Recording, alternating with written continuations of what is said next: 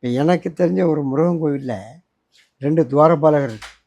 அந்த துவாரபாலகர் கடலுக்குள்ளே இருந்திருக்கு. அந்த இடம் பூரா கடலுக்குள்ளே இருந்திருக்கு. அதில் அந்த கடலில் இருக்கக்கூடிய பாறை அரிப்பு இருக்குல்ல, அந்த மாதிரி அரிப்புகள். இந்த கோவில் எங்கே சார் இருக்கு? இளஞ்சி முருகன் கோயில். இளஞ்சி முருகன். ஆமாம். அப்போ அதெல்லாம் ஒரு யுகத்தில் மண்ணுக்குள்ளே பொதிகை தான் முத இமயமலைக்கையோட உயரமானது.